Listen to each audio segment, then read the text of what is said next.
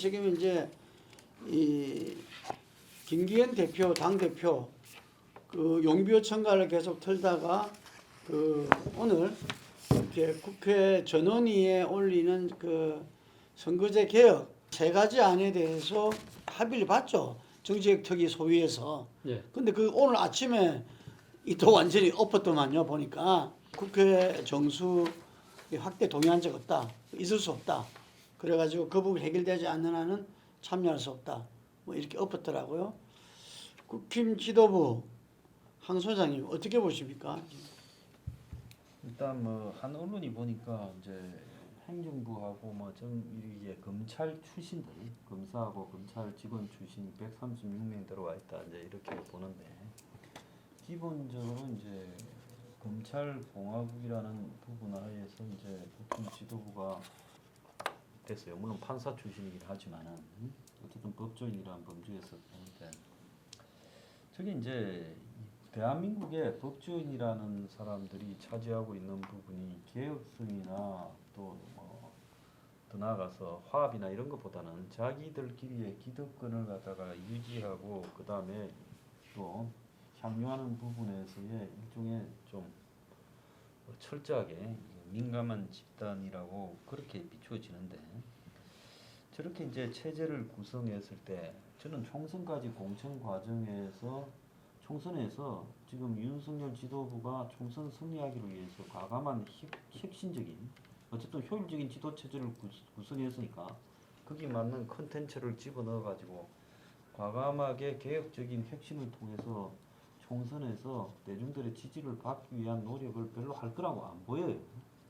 이번에 국가 첨단 그 뭡니까 산업단지에서 보면 그 전국에 1,200만 평의 땅 중에서 용인의 그 알짜배기 땅 215만 평을 삼성에 주는 그런 결정을 하잖아요. 농지하고 그린벨트 풀어가고요.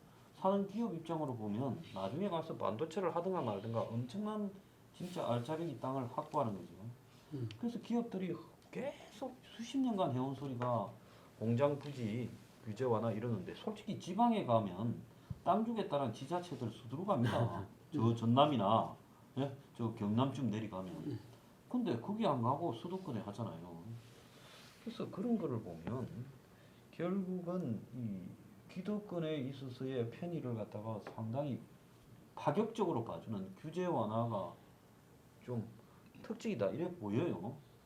그리고 부동산이 지금 이렇게 난리 나가 세계적으로 지금 금융위기가 오느냐 하는데 한국에 지금 전세부터 시작해서 가계부채가 3,000조인데 OECD 1위 아닙니까? 이런데 엊그제부터 12억 이상 주택도 은행에 가서 돈 빌리게 해줬잖아요. 그럼 지난번에 그 대출을 갖다 규제한 이유가 뭡니까? 이 대출이 쌓여서 나중에 그걸 갖다가 이 가계부채가 심화될까봐 대출 규제를 했던 거 아닙니까? 근데 좀 이게 너무 그 기득권의 한쪽 방향의 입장을 가지고 이 정권이 상당히 컬러가 확실히 있어요. 그런 그 규제 완화, 뭐 땅이라든지 부동산 이런 쪽에 이렇게 가면 제가 볼 때 내년 총선 전에 나는 올해 안에 한국에 미국에서 터졌듯이 금융위기, 은행이 터진다고 봅니다.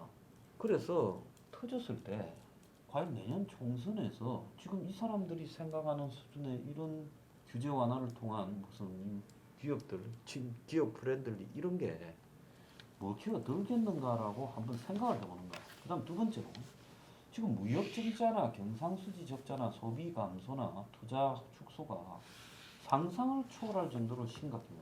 그런데 이런 것들이 연말까지 갔을 때 엄청난 올해는 무역 경상수지 적자가 연말에 발생할 거고 저는 마이너스 성장할 거라고 보고 있습니다.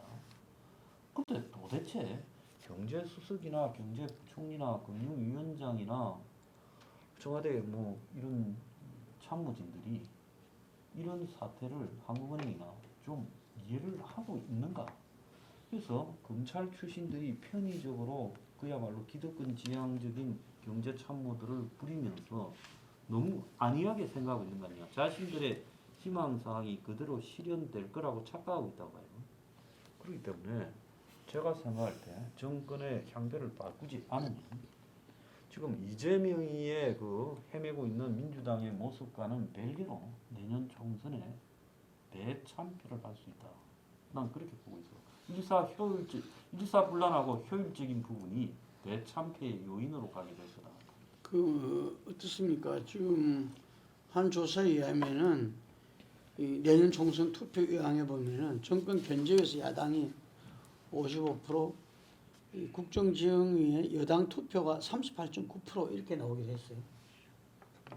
조사 기관마다 있는데 그 조사는 내가 볼 때는 좀 많이 치우쳤고, 근데 어쨌든 지금 여론조사 트렌드로 보면 특이한 게 정당을 어느 정당을 물으냐. 지금 그 갤럽이나 한길이나 MBS 조사를 보면 아직도 민주당이 앞서 있어요. 뭐 다른 조사는 뭐 역전했다 그러는데 저거는 신뢰를 안 하고. 민주당이 앞서 있다. 아니 국힘당이 앞서 있어요. 민주당이 앞서 있다 했잖아요. 근데 뭐 요즘 지금 어떤 순간에 뭐 민주당이 그것도 큰 차로 앞선다 가는데 그럴 아직 분위기는 아니라고 보고요. 문제는 이제 저희들 조사만 놓고 보면 이렇습니다. 아직 지금 국민의힘의 지지율이 민주당을 앞서고 있어요. 그런데 저희들이 그 지난 조사 아주경제하고 3월달에 했던 그 조사에 보면은 다음 선거에 두고 누구를 지지할 거냐, 어느 쪽을 지지할 거냐, 야당 견제를 위해서 야당을 지지할 거냐, 아니면은 국민의힘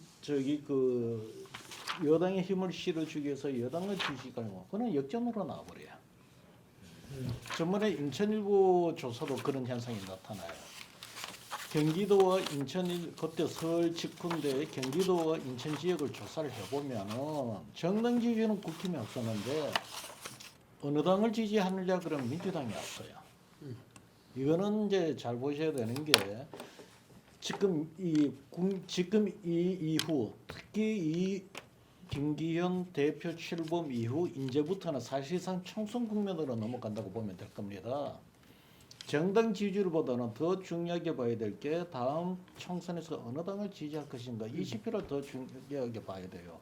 그래서 거기서도 지지할 거냐 보면은 그 국힘 지지율로 나온다는 거 지지로 물어보면은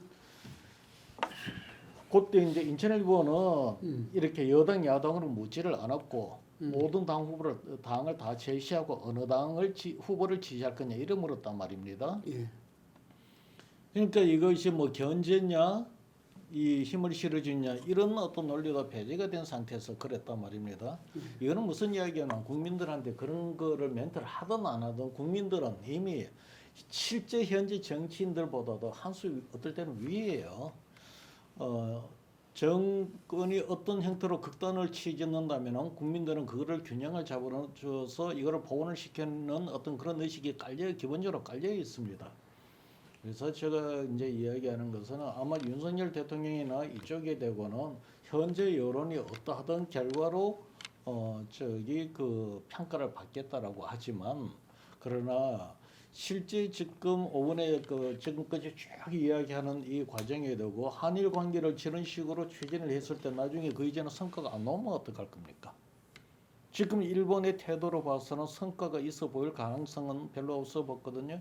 경제적 실익 수출 규제 폐지 규제를 없앴다고 해서 우리한테 얼마나 큰 이득이 있을 것이며 이미 많은 부분은 우리가 국산화 시켰던 상황인데 그렇다고 해서 또 심리적인 요인 예를 들어서 역사 문제라든가 예를 들어서 책임 없다 거기에 대한 사과를 하지 않더라도 적어도 과거 역사에 대해서 우리나라 국민들을 더 이상 감정을 상하는 이야기를 더 이상 하지라도 말아줘야 되는데 정상회담하고 나서 그 강요들이나 언론 분위기를 보면은 바로 돌아서서 국민들의 어떤 감정을 건드리는 그런 이야기를 하고 있단 말입니다.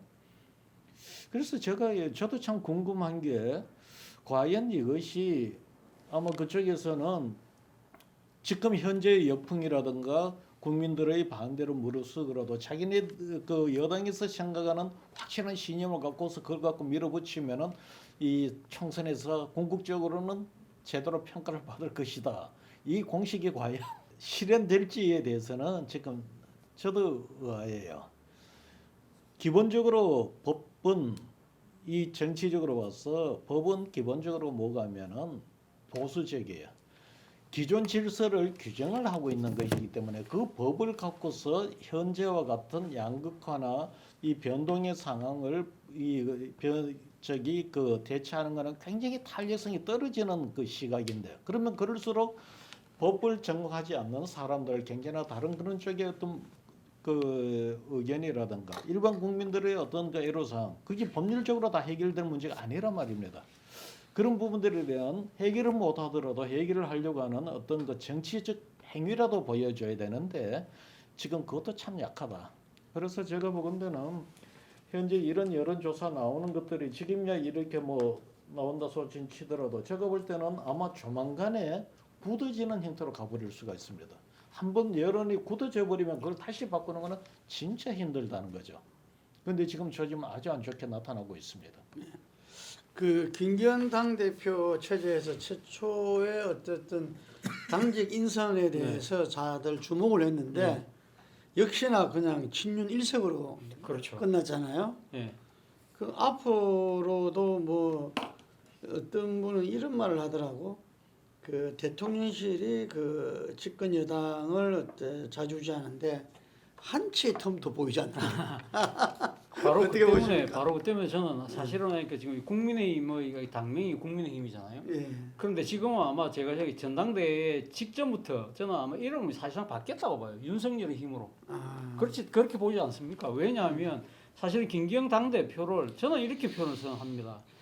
이 대통령이 업어 키운 대표 아닙니까? 말 그대로. 그러니까 전대로를 개정했고, 그래서 유승민을 배제했고, 그리고 지금 또다시 그러니까 이 전대로를 개정 때문에 떠오르던 나경원을 주저앉히고, 그리고 나경원이 주저앉으니까 또 안철수가 뜨니까 안철수는 국정 운영의 적방역군이라고 두드려 팼잖아요.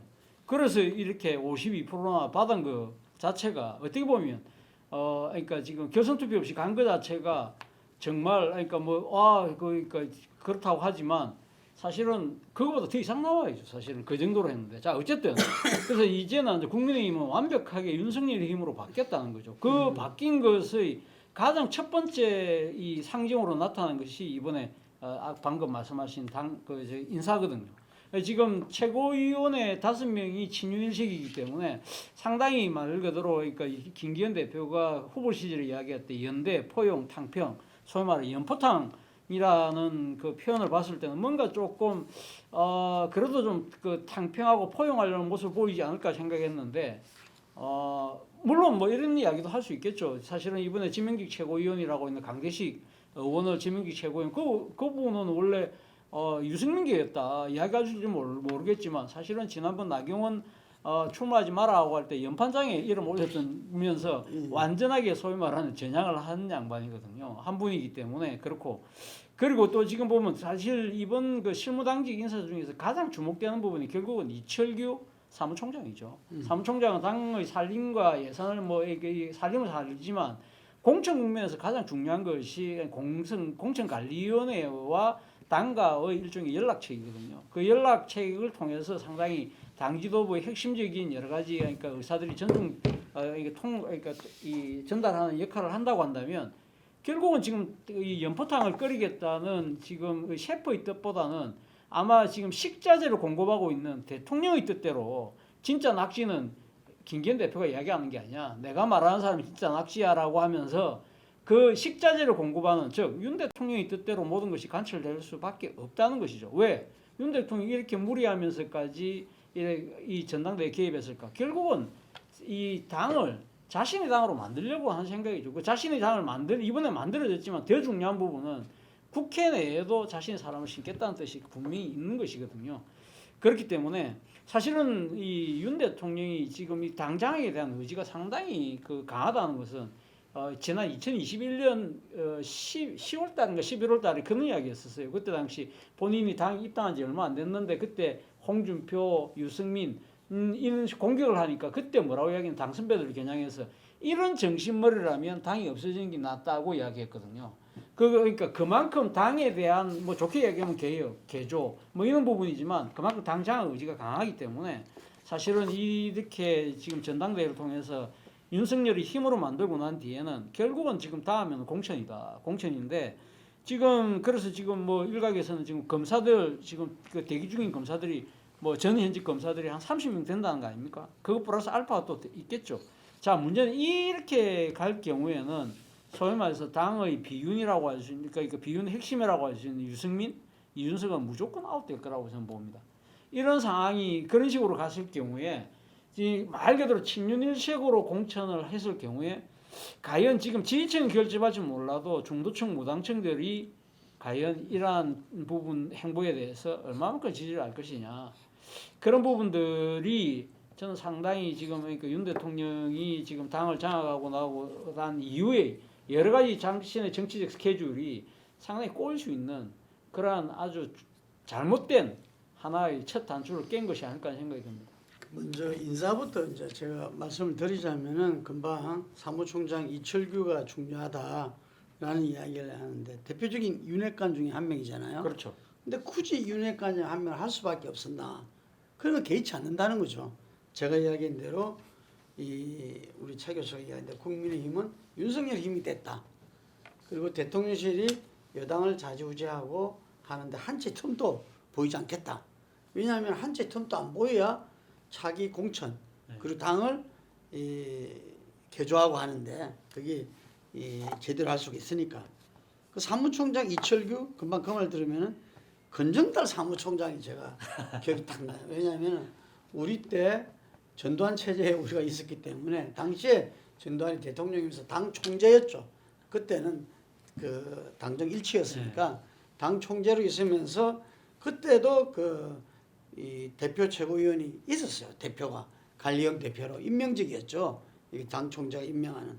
그러다 보니까 그건 진짜 관리형에 불과했고 건정달 사무총장이 늘 청와대를 왔다 갔다 하는 거죠.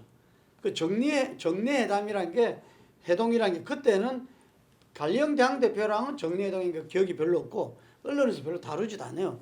사무총장과 당 총재의 정례회동, 이게서 모든 지시와 또 그걸 통해서 정치 자금도 그 다음에 일어난 것을 수사에 의해서 드러난 거에 의하면 그때 정치 자금도 거기서 몇천억씩 이렇게 내려가고 했다는 거 아닙니까? 그래서 그걸 아마 윤 총장도 윤 대통령도 쭉 봤겠죠. 이게 봤기 때문에 아마 사무총장 장악은 어떤 말을 듣더라도 이거는 필수적이다 해서 이철규 사무총장을 인선한 거 아닌가 이런 생각이 들고요. 결국은 총선 아닙니까? 총선 승리가 가장 중요하고 윤석열이 국정운영도 그때부터 시작이다 이런 말도 있는데 제가 볼 때는 그러면 총선 승리에 우리가 지난 총선을 되짚어 봤을 때 이 엄청난 의석수 차이 180석에다가 103석 정도 되는 압도적인 참패였는데 특히 수도권에는 국민의힘을 이렇게 눈 닦고 찾아야 되는 그런 상황인데 이 득票차이가 얼마 났느냐? 8%밖에 차이 안 났어요. 8%밖에. 8% 차이가 현재 소선거구제에서는 이렇게 엄청난 차이를 가져온 거죠. 근데 윤석열 대통령이 입장에서 중대선거구제 필요하다 말도 할 만한 겁니다. 이 소선거구제에서 까딱 잘못하다가는 이런 의석추가 나가지고 만약에 내년 총선에서 가반 이하로 국민의힘 윤석열의 힘이 만약에 의석수를 하게 된다면 그때부터는 바로 랭덕이죠. 제 아무리 검찰공화국이라도 그 흐름을 갖다가 막아낼 수는 없을 겁니다. 이게 그렇다니까 선거구제 개편이 필요하다고 하는데 또 국힘에서는 의원들은 또 자기 이해관계에 달려 있으니까 이건 또 아니다 해서 저는 그 뜻은 그대로 대지기가 쉽지 않을 겁니다. 이게 그러면 결국은 현 소선거구제의 어떤 대길로 생각해야 되는데 현 소선거구제에서 수도권 승리를 이루려면 중대표 표심을 갖고 가지 않으면 안 된다. 지난번에는 조국이 있었고 문재인 대통령, 이재명 당대표에 대한 거부 반응이 있었어요. 그게 있었기 때문에 0.73% 차이가 나는 거지 이미 우리 전체 정치 지형에서는 저는 본래가 보수 3, 진보 3, 중도 4라 하는데 이 부분에서 보수보다는 진보보다는 보수가 우위였다가 이제는 같거나 약간 진보가 많은 그리고 이 중도 표심 40%가 해서 어떻게 이 표심을 정하냐는 건데 그래서 여론조사를 놓으면 중도가 어떻게 답하느냐 중도가 전체적인 그 표심하고 거의 비슷합니다. 그게 지금 이제 다시 3대 6으로 갔다는 거잖아요. 대통령 국정 지지 30%, 초반, 그 다음에 반대 60%가 지금 넘기 시작했어요. 다시.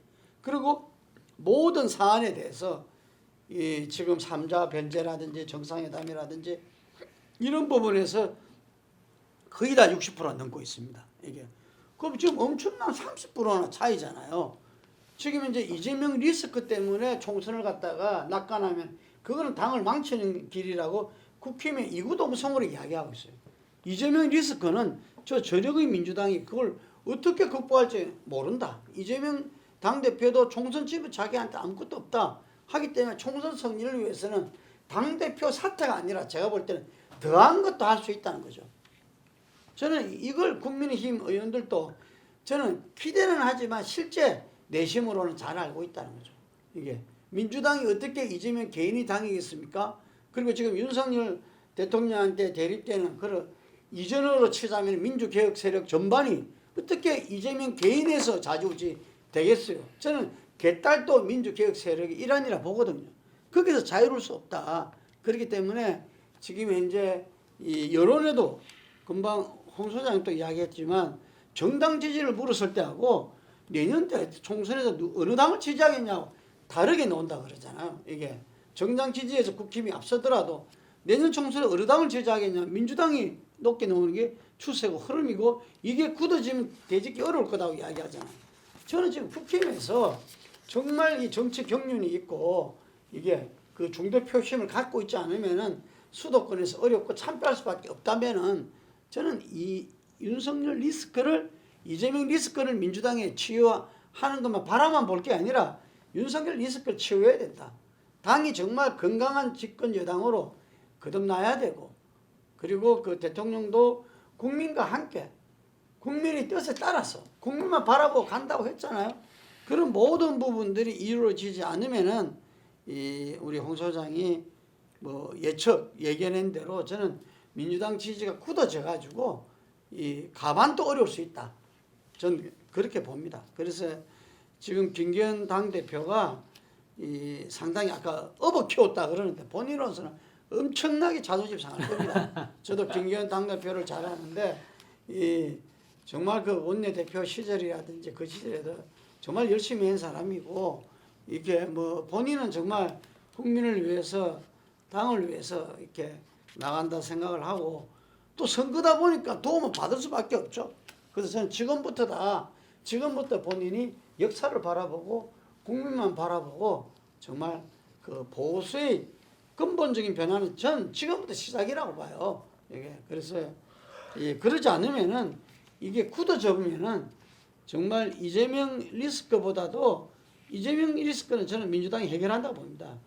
이 윤석열 리스크는 상당히 이걸 갖다가 헤쳐나가기가 어려우면은 또다시 이 보수는 절벽에 떨어질 수밖에 없다. 이렇게 예측해 봅니다. 윤 정권에 대해 엄청난 예정을 가지고 계십니다. 자, 우리 양 소장님 한 말씀 하세요. 저는 지금 이 사람들이 먹고 사는 문제가 굉장히 자기 발등에 다수의 사람에게 이게 어려워지는 공포 상황에 빠지게 되면 정치적 의식이 순식간에 바뀐다고 보는 겁니다. 그러니까 미국에서 금융위기가 와서 오바마라는 흑인이 최초의 대통령이 되는 사태가 벌어졌고 그 이후에 미국 정치가 가만히 보면 이 극자 아니면 극으로 가는 양대 흐름이 나타났다가 트럼프가 대통령이 되고 그렇지 않습니까? 지난번에도 거의 될 뻔했고요. 그래서 그 한국에도 지금 이 경제 위기가 가시화되면 이제 IMF나 금융위기 때보다는 훨씬 더 심각할 거고 그렇게 되면 국민들의 의식이 완전히 변하게 되는데 지금 현재 이 국민의힘이나 윤석열 정권이 보면 이런 위기가 왔을 때 국민의 의식이 어떻게 변할 건가라는 부분에 대해서 만에 하나의 가능성도 고려하지 않고 있다고 보거든요.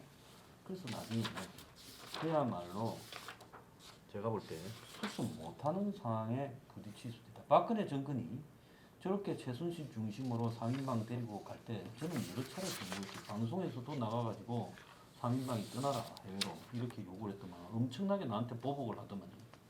그런데 결국은 어떻게 됐습니까? 그거 뭐 상상을 못한 일이 곧바로 와서 무너져 버렸잖아. 그러니까 이게 근데 그때만 해도 국민이 뭐 먹고 살기 어려운 건 아닌데 이제 먹고 살기 어려워지면 그 이전까지의 정치 의식이라는 거는 아무것도 아니다. 저는 그런 걸 이 공포를 한번 실감을 해보길 바란다 이런 생각.